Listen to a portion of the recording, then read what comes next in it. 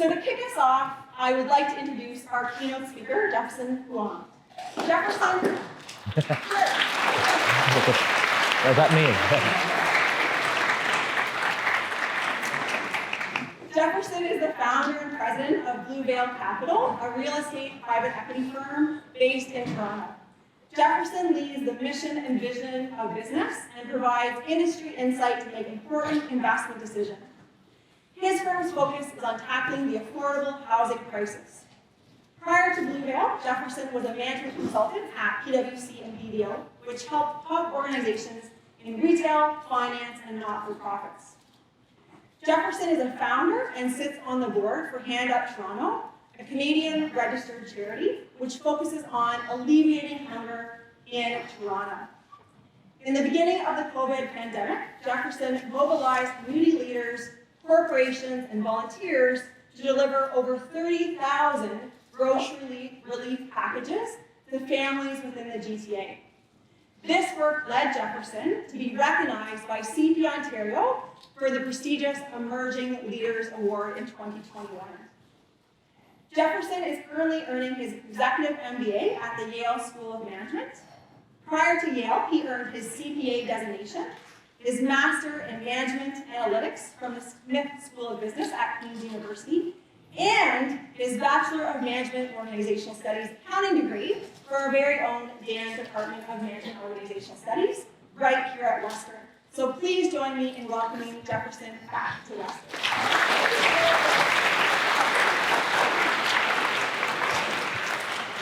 All right. Well, it's great to be back, guys. I actually would have never imagined I'd be back at Western in this exact classroom where I took my economics classes and exams.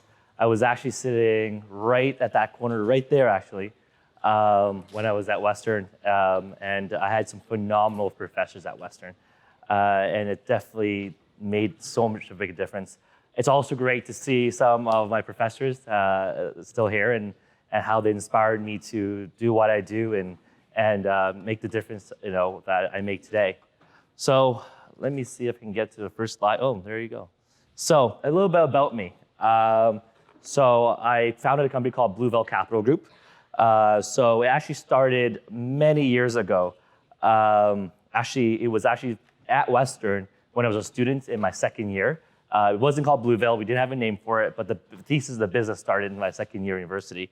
I'm also a founder of almost like a not property management company. It's like Airbnb and like Vrbo and all those travel sites. So I've built a better business to vertically integrate into Bluevale Capital. So founded that company. When I was actually at PwC, I decided, you know what, I want to make a difference in the world, and I founded a charity in Toronto, and the CRA gave it charity status within like 4 months of registering it as a not-profit. Then so I've been running the charity for the last good 10 years at this point. And then, you never stop learning. So I'm currently at the Yale School of Management, doing my executive MBA, fly into New York every other week. It's fun. I mean, it's fun. You get to network a lot with a lot of people. The best part about the program is the people that you meet and the network that you build. The school is great, but ultimately what you guys will learn at Western is literally, it's amazing. The stuff that you'll learn here at Western is I could say it's top tier. It's the best education experience I've ever had. Just so to lay out there. So where should I? Oh yeah, there you go. I was about to give my other story, but these are the firms I either started or worked at. PwC, at Bell, BDO, TD Securities. Nomis it's a fintech, and an RBC. And I guess during this presentation, I'll tell you everything about how I ended up at these firms. So, but before we start with that, let's start with how I was growing up, so you kind of understand where this entrepreneurial drive came from. So I started a business when I was 13 years old. And I was really, I wouldn't say I was a nerd, but you could call me a nerd, but I was really into computers, like really into computers. So I would go and, as a paper boy, I would go and deliver newspapers to every other day. and I would save up, and I would go to this computer convention every single year in Toronto. But one year, when I was 13, so it was 2013, I decided to buy a bunch of refurbished computers. These are computers that were off lease from IBM and all the other big, corporations that were just, after their lease is over, they'd bring it to this convention and they would sell it off, right? So I bought a bunch of computers. And then I loaded, there was no operating system. So I loaded, I'm dating myself here, Windows XP on these computers, Microsoft Word, Excel, and basically I would create a computer package that would have a monitor, the computer, speakers, and this is a time when computers, which was called Future Shop, Best Buy now, would have computers on average selling for $1,000 to $1,500 for a whole entire computer, and there was definitely a niche because during that time everyone needed to go on internet because we had a massive .com boom. Everyone wanted to go to internet for research, but we noticed that the people that had computers that had the internet was able to have an advantage when they were at school because they were able to get more access to information. They were able to stream things. They were able to see things that that encyclopedia you can't get. So I had an idea and I'd put this computer package together. I had a garage sale in front of my parents' home, and believe it or not, I sold the 3 computers and made $2,000 roughly, a little bit less than that, like $1,800. That was a lot of money at that time. I was like, whoa, that's a lot of money. So there must be some demand here. So one day I decided I went to this shopping mall out in Brampton, Ontario, and I saw this booth in the middle of the mall. And you've probably seen those booths, when you go to like shopping malls. And I went to the property manager. This is 13 years old, walking into the property management office. And I said, hey, can I rent your space and sell computers? The guy laughed at me. Literally, he chuckled. He said, yeah, sure. Give me $50 a day in cash, and that booth is yours. I'm like, great. So what I did was I went ahead and rented that booth, and I set my computer store, like my little booth there. And what ended up happening was the first weekend that I operated. I only operated on the weekends because I had school at that time. I couldn't skip school. But the first weekend, I made $2,000. I was like, this is pretty good. So I kept doing it for every single weekend until I was age 16. To a point that I said, you know what? I think by the time I got to high school, and one thing that was really was a hot topic at age 16 in high school, people had to pick, do they want to do a co-op, do they want to go applied or academics, like what do they want to do? And there's a lot of my friends that just wanted to go into the trades, but all the trades were like construction or automobile, but none of them were in computers. So I said to myself, you know what? Why don't I just set up a computer store and have all my friends get high school credits, working at my store? Free labor, guys, right? But yeah, that's why it happened actually. So during the weekday, the store was manned by my friends, and they got learned, and I taught them on the weekend how to repair computers, how to fix them, how to sell computers. And by the end of it, by the time I was 18 and about to go to Western, I had over on rotation 18 employees. We did about over $1.5 million a year on annualized revenue, and it was a phenomenal business. But school is calling. Time to go to Western. Gotta get away from my parents. So I sold the computer store, and I sold the computer store for about $100,000, and that's how I funded my tuition and my starting capital for some of the ventures that I did after the fact, right? But it was a great time. So went to Western, and the reason why I went to Western, and the reason was very clear. You guys are at one of the best educational institutions in the world. I can say hands down that's true. I've seen it all. This is one of the best places to learn. The business curriculum is phenomenal. The professors care, and the class sizes and as you go into your 3rd and 4th year, class sizes are more intimate, and you really get a lot out of it. And what I love about Western, it had a very entrepreneurial spirit, where literally whatever you can imagine, whatever you want to truly do to make a difference or to start a business, there's nobody here at Western that can hold you back from doing it. Instead, you get a very supportive community that allows you. So is there any of your friends, ever say, hey, don't start a business, or hey, don't give it a shot, tell them not to be a Debbie Downer. We're at Western. It's a safe place to learn and a safe place to really explore. So from there, Oh man, this is I don't know, is PwC in the room here? No? Okay, good, okay. I was in your shoes in second year. I didn't know what a CPA was actually. I didn't think about going to accounting. I just wanted to study business because I love business. I didn't know what a CPA was. I didn't know the process of getting the CPA. I was actually just, I could say there's a little bit of luck to it, but I heard there was free pizza in one of the info sessions. And PwC at that time was hosting a event to hire only 20 students across the country for their 2-year internship. So it basically would be 2 summers. So the offer would be for 2 summers, and they would make you work in industry in between. It was a really unique experience. So I didn't know much about PwC. I didn't know what PwC was or who they were. So I decided to get some free food, as you should as a student. And I ended up at a PwC networking event in my pajamas. Do not do that, guys. I emphasize right now, student tie, all times, be professional.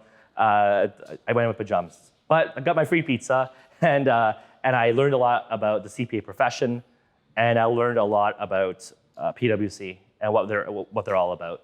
And they were selling themselves as a very entrepreneurial firm where they are all about people, and the clients always come first, but more importantly, it's a people business. And professional service is always a people business. So that's one of those skills I could tell you right now to hone into, not only your technical skills, but hone into those interpersonal skills. Network, speak up, speeches, do whatever it takes to build great relationship with people because it's so important. And that message resonated with me at PwC. So I went home with my extra box of pizza that the memo finished, and I applied to PwC. I applied. I got a job interview. I ended up interviewed with a partner and a senior manager at PwC, and I told them my exact story I just told you about just now. The 13-year-old starting a business and on that journey and meeting customers and how a friendly chat can make a big difference. Just literally just told them the entire story. And the partner what's his partner's name was Chris Dunley at that time. And then I think he's still there as a partner. And then senior manager is, I forgot her name, Melanie or something like that. Brooke Ayer. And they literally said to me, well, I look forward to giving you an offer. So there was no discussion at that point in time. Because what they're looking for is not just the technical skills, because you can earn that in school. That's why you're at Western. That's why you're honing in on accounting. You're going to get the technical skills. You're going to get a great education. But what they cared about was that interpersonal skills that can't be replaced. That client-facing type of personality. So I received an offer from PwC in October of my second year, and some of my friends that knew a lot about accounting looked at me and said, what the heck is going on? This guy has no idea what accounting is all about. So as I got the offer from PwC, I learned about what does it mean to be a CPA, right? You got to hold yourself with high integrity and really professionalism. I learned that the technical skills that you need to learn, you have to possess as a CPA, but more importantly, the opportunities that's outside of accounting after you earn your CPA. So I did my internship. It was great. But at that time, just like we are in today, oil prices in Canada or globally was $120 a barrel. Alberta was hot. It was booming. I received the offer in Toronto, but I said to myself, you know what? What would make me push myself to the limits to learn more would be pushing myself to a place where I'd be uncomfortable. And being uncomfortable is not a bad situation. You want to be uncomfortable because that will only make you grow. So I decided to reach out to the Calgary office at PwC and say, hey, I want to work in oil and gas. I don't know anything about it, but I heard oil was $120 a barrel, and the Alberta government was just giving out checks because they had so much surplus money. So I want to figure out what the heck is going on. So after I graduated at Western. But before, I just missed one important story here. While at Western, before I exited Western, while I was at Western, I decided with the earnings I did with the computer store that I sold, I decided to reinvest it in real estate in London, Ontario. To give you some context, I met my business partner, Sam, at Western. We party, well, Delilah's though, we used to call it the Frog. But we used to party at the Frog on Thursday nights. And one day he looked at me, he said, hey, I'm looking for a place to live. And I said to him, you're looking for a place to live, that's great, let's buy a house together. And he's like, tell me the economics. And I was just literally, after 2 drinks, I said to him, let me tell you the economics behind it. And that time, house prices were a little different. Like, you buy this house for $250,000. There's 3 bedrooms. Guess what? There's big enough windows, we make it 5 bedrooms. There's 2.5 bathrooms. Hey, how much is rent? That time rent was also different too. And each bedroom could rent for about $550 a month. Is that low, guys? Or I don't know what you're seeing now today, but $550 a month. So if you had 5 students in a house, how much money would you make? And the mortgage payment would be, and property tax and all those spills would probably, all in cost would be $1,200, $1,300 a month at that time. So you cash flow over $1,000 a month, well over $1,000 a month. So that's what we did. We decided to buy a property, and I lived for free when I was in London. But that was just a pet project. I didn't know that pet project became a much larger business. But you know what? I was pursuing my CPA. I was excited about my career, and I wasn't ready for the entrepreneurial journey. So now I exited at Western, and now I'm at PwC in Calgary. It was a great time. I was in audit insurance, and I audited mostly utility companies. Wasn't my best experience. I loved my team. I loved the firm. It taught me a lot. It was a great training ground. But that's when I started questioning if I should finish my CPA. I was already half done. But there was a point in my life where I thought to myself, maybe this isn't for me. Maybe I don't want to be an auditor forever. Maybe I don't want to be a partner at a Big Four. And I start to have a little doubts a little bit. And you will have doubts in your career, guys. You will have doubts if this is right for you. Even when you're doing the process, you might question. But my story would tell you that don't question it, because the process itself is really rewarding. So I left PwC, and I left without a job. I was completely unemployed, and I didn't know what to do. So I flew back to Toronto, and I was just sitting on my desk and said, okay, what do I do? Well, to fill my time while I was applying for jobs, I bought a second property out of Waterloo, Ontario, on a street called Bluevale Street. At that time, there was something called CMHC. You could use 5% down payment to buy a property. So I bought the property for $15,000. And also 5 bedrooms and 2.5 bathrooms. So obviously, you would get all your money back in like a year, right? Your return on investment's insane. So that's also what I was doing while I was bored. And then while I was applying, so what ended up happening was I ended up getting a few job offers, Bank of America Merrill Lynch on their trading floor. Also got an offer from RBC and TD Securities. I pursued the 2 Canadian banks. I was in prime brokerage at TD Securities. And one of the transactions I worked on was, my memorable moment at TD Securities was when Facebook went public and everyone wanted to short it. I had a lot of institutions that wanted to short it. So we'd literally call my trading desk, hey, can we find someone that has enough Facebook shares so that we can go and short this thing? So can we borrow their shares? You'll learn that in finance if you haven't taken advanced finance, how you short a stock. But so I did that for a bit. I was at RBC as a financial analyst. Great experience, but wasn't my thing. I felt a sense of void when I was at those shops. A sense of absolute void, as in, we went to Western. I was involved with so many student clubs. I was making such a difference at Western, doing so much volunteering work. When we're at Western, there's so much freedom of thought, and so much freedom of speech, and so much freedom of just mobility that, to me, when you fit me in this cubicle or into a box, I felt a little bit, I guess, suffocated. So I said to myself, I know better than this. At Western, they taught me the skills to be an entrepreneur, but more importantly, to make a difference in society. Because society has problems, has social ills, and you have the knowledge to fix it. So one day, I was at the bar again in Toronto. I come out from the bar after a few drinks, and I said to my business partner at the time, Sam, that owned the properties with me, I said, hey, why don't we start a charity? And let's just brainstorm what this charity is going to be about. So I went off, dating myself again, Facebook, and I put a post up, and I said, hey, I'm having a wine and cheese event at my condominium. Come on over. if you're interested in starting a charity. I have no idea what I'm starting, but I want to do something. So I decided to host a wine and cheese. A bunch of people, actually, some of my classmates at Western came by, and some of the people I met at TWC came to my condo, and we decided to start a charity called Hand Up Toronto, which in Toronto is one of the largest food charities in the Greater Toronto area. To date, has fed over 55,000 families, but during COVID-19, it fed way more people than that. So we started that charity, and it was a very slow grind. We incorporated the nonprofit. We applied for charity status. We got it. We were able to issue tax receipts. We had challenges raising money. It was difficult. And on top of that, it's very hard to get volunteers out, especially if you're not a large charity.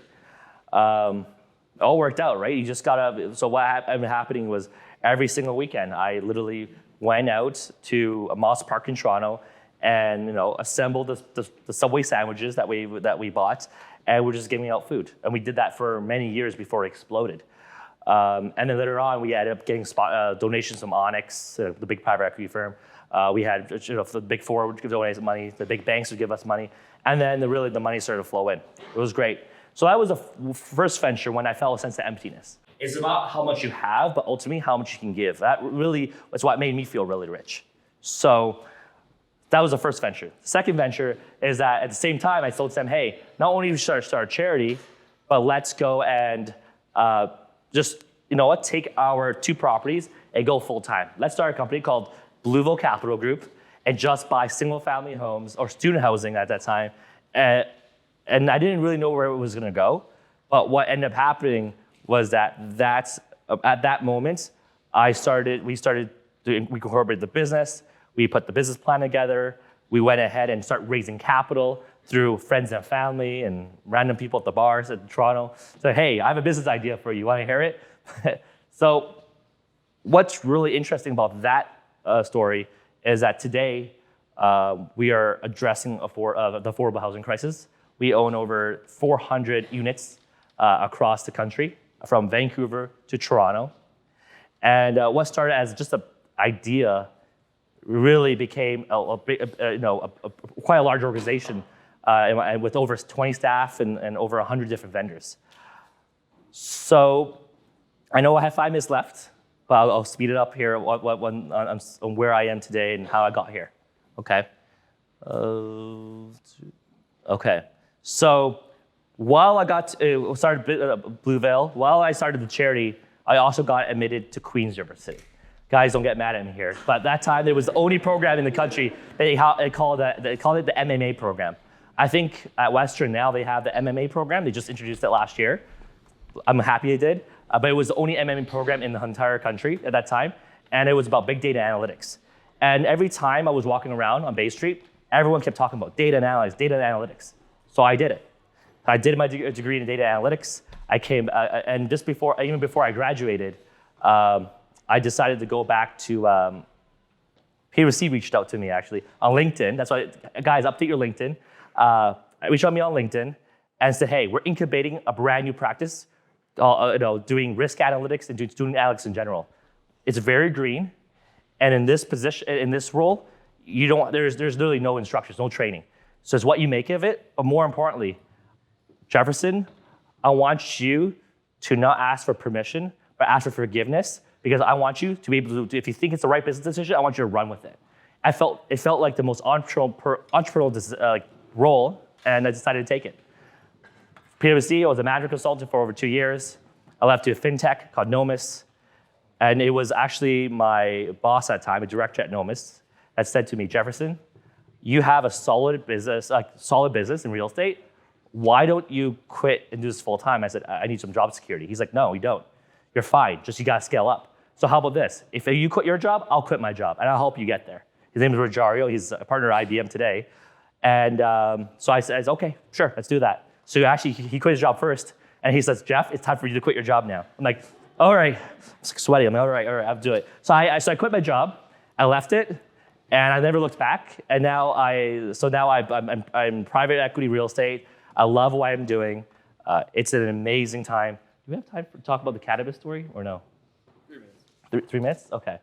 Yeah. But before, but what's interesting is it didn't start as just private real estate private equity. It was just a private equity firm because I was interested in just doing anything that was interesting to me. So during COVID-19, when all the retail stores had to shut down, everything that would shut down, the only stores that were open was weed stores or alcohol stores.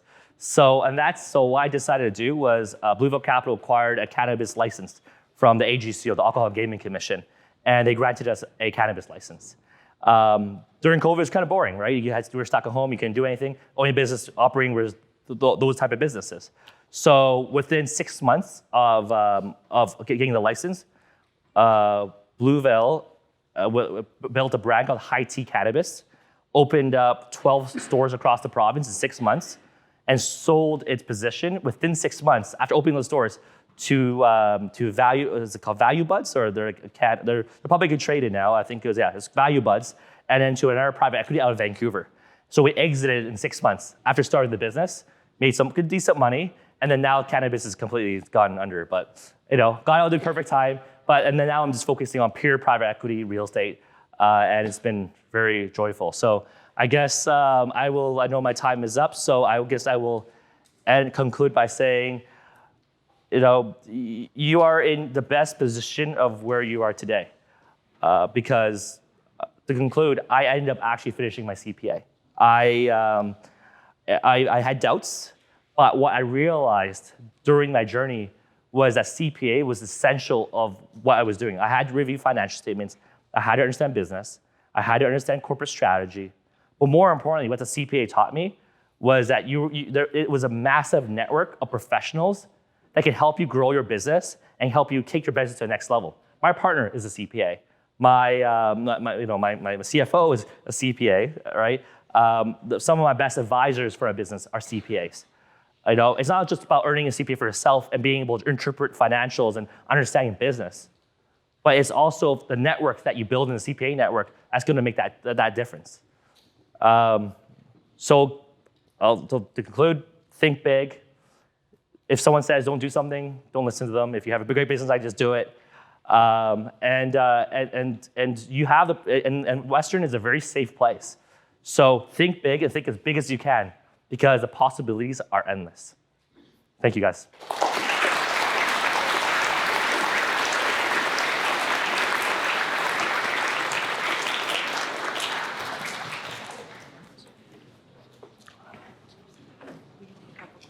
Sure, Q&A, guys, go ahead. So if there's any questions, we have a couple minutes. If there's any questions that you'd like to ask Jefferson. So if you have a question, if you just want to raise your hand. Oh, sorry.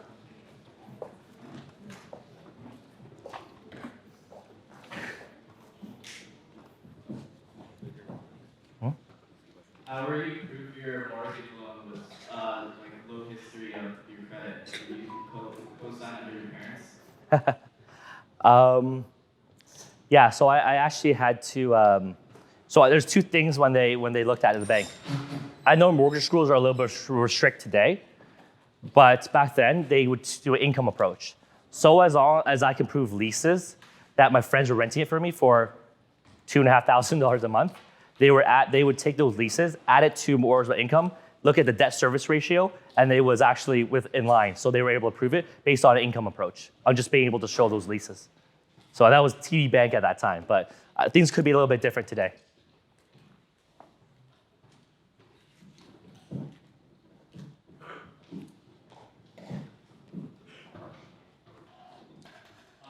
You mentioned briefly during your speech that you were quite involved in Western. What types of clubs or activities would you recommend someone in my position to do to gain leadership experience? Yeah, no, I think I was all over. I joined. I'll tell you why I joined, and then I'll tell you which one was probably the most beneficial to my career. So I was involved with a lot of different clubs. I was actually on the University Student Council. I was elected at Sauget-Maitland. I was a Sauget-Maitland Hall rep. So I threw a phenomenal party at Sauget, and I got elected. So I was on University Student Council. I was on Western Accounting Club. I wish I joined. I regretted not joining that one. I was part of the Chinese Student Association. There was like this Kaiser fashion show, party club I joined. It was phenomenal, great time. I was part of the UWO Conservatives, so I was very politically affiliated. At that time, Stephen Harper was prime minister, and he came here a few times. It was phenomenal. And then the one thing that I did was actually, one thing that was lacking at Western, a club that didn't exist, was like a consulting slash like a case competition club.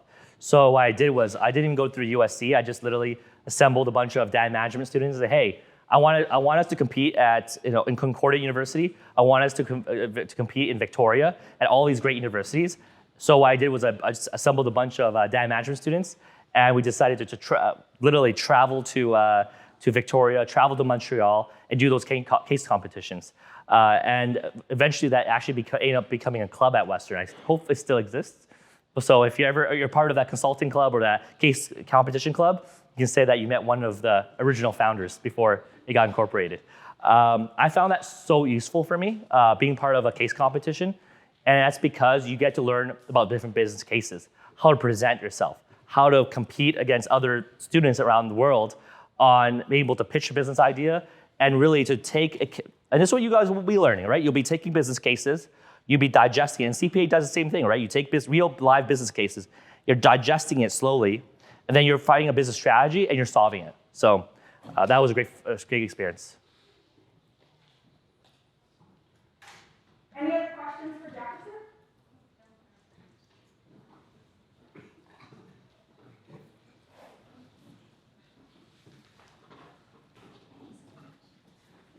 So you have a lot of various work experiences, right? So what was the biggest challenge that you have ever faced on your way to success?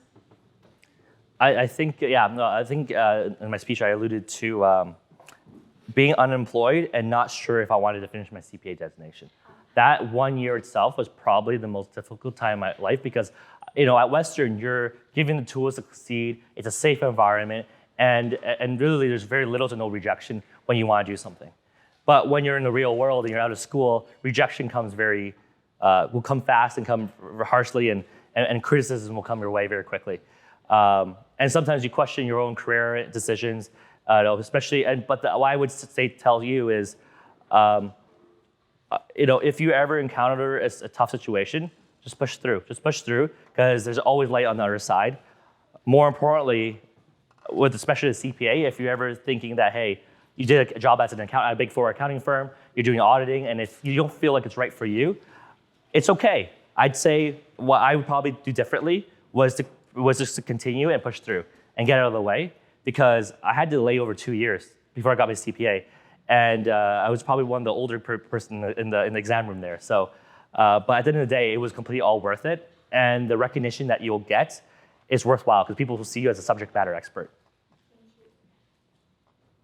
I think we have time for one more question. Hi. We love what you've achieved so far. So I'm just curious what you plan on doing for the next 5 to 10 years. Do you plan on continuing with Bluevale Capital until the end, or do you plan on starting another venture? Yeah, no. The goal in the next 5 years is going to be quite a clear one. So there's a reason why I ended up going to I'm at Yale right now. And people say your network is your net wealth. It's absolutely true. Absolutely true.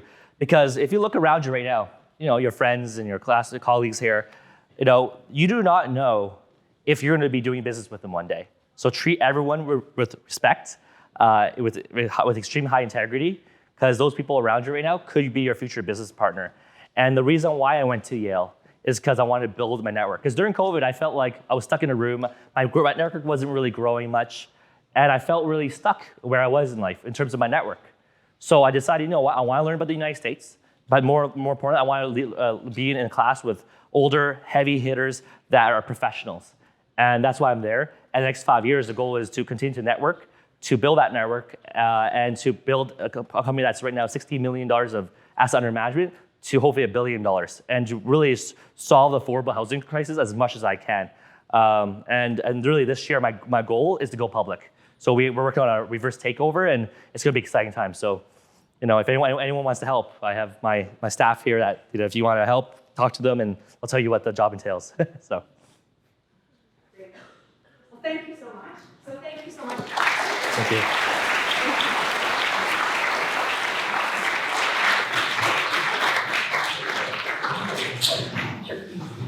So it's great to hear from Jefferson and hear about what his degree in accounting at Dan Management did for him in his career, along with the CPA designation. So we're really glad to have him here.